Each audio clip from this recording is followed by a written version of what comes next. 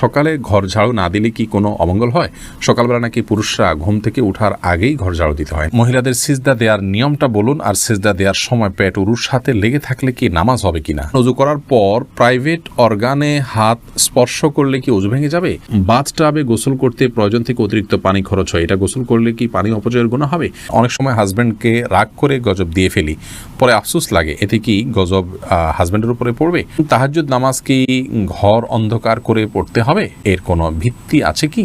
বাজারে যে বিভিন্ন নামি দামি ব্র্যান্ডের বডি লোশন এবং ক্রিম পাওয়া যায়, সেগুলো কি ওযু গোসল করার পর ব্যবহার করে নামাজ আদায় করা যাবে? মৃত ব্যক্তির জন্য দোয়া করার সুন্নাহ পদ্ধতি কি? আমি একজন দর্জি, মহিলাদের পোশাক তৈরি করি। আমি যদি কোনো মহিলাকে তার ইচ্ছা মতো ডিজাইন জামা বানিয়ে দেই আর সে যদি সেটা পরে বেগানা পুরুষের সামনে যায়, দেখি আমার পাপ হবে? নামাজে দাঁড়ানোর পর নাকি ডান পায়ের বুড়ো আঙ্গুল নাড়ানো যায় না, এটা কি সত্য? না। যেসব নারীর সন্তান প্রসবের 40 দিনের পরেও রক্ত প্রবাহ বন্ধ না হয়, তারা কিভাবে বাদবন্দি করবেন? আপনি একটা আলোচনায় বলেছেন রাগের মাথায় তালাক বললেও তালাক কার্যকর হয়ে যায়। এটা দেখে আমার স্ত্রী আমাকে তালাক দিয়েছে। আপনার কথার কোরআন হাদিসের আলোকে ব্যাখ্যা চাই। তাসনিম আরা তাশফিয়া জানতে চেয়েছেন, ওযু করে সাবান ধরলে কি ওযু থাকবে? কোনো অসুবিধা নেই, সাবান ধরলে ওযু থাকবে। এমডি আরিফুল ইসলাম জানতেছেন, মৃত ব্যক্তির জন্য দোয়া করার সুন্নাহ পদ্ধতি কি? মৃত ব্যক্তির জন্য আল্লাহ তাআলার কাছে সাধারণভাবে দোয়া করবেন, আল্লাহ আপনি তাকে মাফ করুন, ক্ষমা করুন, ইস্তেগফার করবেন, কায়মন ওয়াক্যে আল্লাহর কাছে তার পক্ষ হয়ে সুপারিশ করবেন, ক্ষমা চাইবেন। এছাড়া বিশেষ কোনো পদ্ধতি নেই। একত্র হতে হবে, লোকজন জড়ো করতে হবে, হুজুরদেরকে নিয়ে আসতে হবে, এমন কোনো কথা কোরআন হাদিসে আমাদেরকে বলা হয়নি।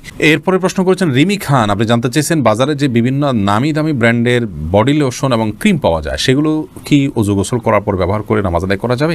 নামাজ হবে কিনা? জি, নামাজ হবে ইনশাআল্লাহ বিদিনিল্লাহ। এমডি সালাউদ্দিন সবুজ জানতে চেয়েছেন, মানুষ মারা গেলে মাইকিং করা জায়েজ আছে কিনা?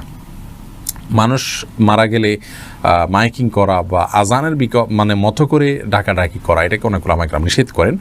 তবে জানাজা হবে বা মারা গেছে সংবাদ দেয়াতে কোনো অসুবিধা নেই, যে আজকাল অনেক সহজ মাধ্যমে সংবাদ দেয়া যেতে পারে। উম্মে সালমা রিহা, আপনি ইউটিউব চ্যানেলে প্রশ্ন করেছেন, অনেক সময় হাজব্যান্ডকে রাগ করে গজব দিয়ে ফেলি, পরে আফসোস লাগে, এতে কি গজব হাজব্যান্ডের উপরে পড়বে? না বোন, এর কারণে হাজব্যান্ডের উপর গজব পড়বে না। কোরআন কারীমের আয়াত থেকে স্পষ্ট বোঝা যায় যে রাগের মাথায় যখন মানুষ এই ধরনের বদদোয়া দিয়ে ফেলে, আল্লাহ রাব্বুল আলামিন সেগুলোকে বাস্তবায়ন করেন না, এবং তবে এটি একটা অন্যায় কাজ। মুমিন কখনো কথায় কথা অভিসম্পাতকারী হতে পারে না। নবী করিম সাল্লাল্লাহু আলাইহি ওয়াসাল্লাম বলেছেন, ঈমানদার কখনো লাআন হয় না, লাআনত করবে, অভিসম্পাত করবে, বদদোয়া করবে কথায় কথা, এটি ঈমানদারের চরিত্র নয়। অতএব সবর এবং ধৈর্যের পরাকাষ্ঠা প্রদর্শন করতে হবে ভালো ঈমানদার হওয়ার জন্য। যেসব নারীর সন্তান প্রসবের 40 দিনের পরেও রক্ত প্রবাহ বন্ধ না হয়, তারা কিভাবে বাদবন্দি করবেন? 40 দিন পার হওয়ার পরেও যদি রক্ত প্রবাহ বন্ধ না হয়, নেফাস বন্ধ না হয়, তাহলে সেক্ষেত্রে তারা সম্পূর্ণ স্বাভাবিকভাবে সকলে বাদবন্দিকে সম্পাদন করতে পারবেন। সেখানে কোনো আজকাল তো অনেক কিছু ব্যবস্থা রয়েছে যাতে করে ব্লাড যেখানে সেখানে না পড়ে, সে ব্যবস্থাপনা গ্রহণ করার পর তিনি এবাদতবন্দিকে স্বাভাবিক করতে পারবেন। 40 দিনের পরে আর তার ব্লিডিং হলেও তাকে নেফাসে আক্রান্ত বা এটাকে আপনার প্রসব পরবর্তী যে ব্লিডিং বলা হয়ে থাকে, সেটির মধ্যে গণ্য করা হবে না।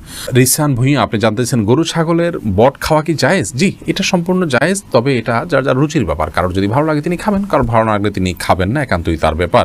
নামাজে আয়াতের অংশ পড়লে হবে কিনা যদি সূরা কাউসারের সমান হয়? জি, অবশ্যই হয়ে যাবে। এটাতে যদি সূরা কাউসারের সমান হয়, ছোট 3 আয়াতও হয়ে যায়, ইনশাআল্লাহ সালাত হয়ে যাবে, অসুবিধা নেই। মোহাম্মদ মিজানুর রহমান জানতে চেয়েছেন, আপনি একটা আলোচনায় বলেছেন রাগের মাথায় তালাক বললেও তালাক কার্যকর হয়ে যায়। এটা দেখে আমার স্ত্রী আমাকে তালাক দিয়েছে। আপনার কথার কোরআন হাদিসের আলোকে ব্যাখ্যা চাই। নবী করিম সাল্লাল্লাহু আলাইহি ওয়াসাল্লাম বলেছেন, সালাতুন জিদ্দুহুন্না জিদ্দুন ওয়া হাজলুহুন্না জিদ্দুন, 3টি কাজ মানুষ সিরিয়াসলি করলে যা হয়, দুষ্টুমি করে করলেও তা হয়, এগুলো ঘটে যায়। তার মধ্যে থেকে একটি হলো তালাক। অতএব তালাকের এই বিষয়টি খুবই সিরিয়াস, এটা স্পর্শকাতর। বিধায় রাগের মাথা তালাক দিলেও তালাক হবে। কিন্তু রাগ যদি কারোর এরকম হয় যে রাগের কারণে কি বলেছেন তিনি নিজেও জানেন না, এত বেশি রাগ হয়ে গেছে, তাহলে সেক্ষেত্রে সেটি তালাক পতিত হবে না। তবে আপনার স্ত্রী আপনাকে তালাক দিয়েছেন, স্ত্রী যদি বলেন এইভাবে যে আমি তোমাকে তালাক দিলাম, এভাবে বললে তালাক হবে না। এবং স্ত্রীর অর্পিত তালাকের যে পাওয়ার আছে সেটা তিনি কখন খাটাতে পারেন, কিভাবে সেটার প্রয়োগ করতে পারেন, এগুলো আলোচনা সাপেক্ষ বিষয়। এই জন্য এই নির্দিষ্ট বিষয়ে কোনো দক্ষ আলিমের সাথে আপনি দেখা করে কোনো দারুল ইফতাতে গিয়ে আপনি আপনার বিষয়টি ফতোয়া নেবেন ইনশাআল্লাহ। আবু সিদ্দিক হানিফ জানতে চেয়েছেন, ঘরে বিড়াল থাকলে নাকি নামাজ হয় না, এটা কি সত্য কথা? না, এটার কোনো ভিত্তি নেই। ঘরে বিড়াল থাকলে নামাজ হবে না, কেন নামাজ হবে। তানজিনা বেগম জানতেছেন, কোরআন ধরে ওয়াদা করার পর সে ওয়াদা ভঙ্গ করলে কি পরিণতি হতে পারে? কোরআন ধরে ওয়াদা করা এটা ওয়াদা করার পদ্ধতি নয়, ওয়াদা এমনিই হবে। আল্লাহর নামে শপথ করতে চাইলে মুখে বলবেন আল্লাহর নামে আমি শপথ করছি, এটা হলো শপথের সঠিক পদ্ধতি। আব্দুর রহমান জানতে চেয়েছেন, আমি একজন দর্জি, মহিলাদের পোশাক তৈরি করি। আমি যদি কোনো মহিলাকে তার ইচ্ছা মতো ডিজাইন জামা বানিয়ে দিই আর সে যদি সেটা পরে বেগানা পুরুষের সামনে যায়, দেখে আমার পাপ হবে? যদি এমন হয় যে পোশাকটা বানানোই হচ্ছে পাপের কাজের জন্য, আপনি জানেন, তাহলে সেক্ষেত্রে তাকে সহায়তা হবে তার সেটা তৈরি করে দিলে। সেজন্য এটি তৈরি করার ক্ষেত্রে আপনি ডিনাই করা উচিত, এতটুকু এখতিয়ার অধিকার আপনার থাকা উচিত, এবং ইমানি গায়রত যেটাকে আবার ইমানি আত্মসম্মান বোধ সেটা আপনার থাকা উচিত। আর যদি এই লেভেলের সমস্যা না হয়, বরং এটা তিনি বাসায় পড়তে পারেন, তার স্বামীর সামনে পড়তে পারেন, বাহিরে পড়তে পারেন, কি করবেন আপনি জানেন না, তাহলে আপনি খুঁচিয়ে তাকে জিজ্ঞেস করার কোনো প্রয়োজন নেই, এবং এর কারণে আপনার গুনাহ হবে না। তিনি যদি এটাকে অন্যায় কাজে ব্যবহার করেন, ইনশাআল্লাহ আপনার গুনাহ হবে না।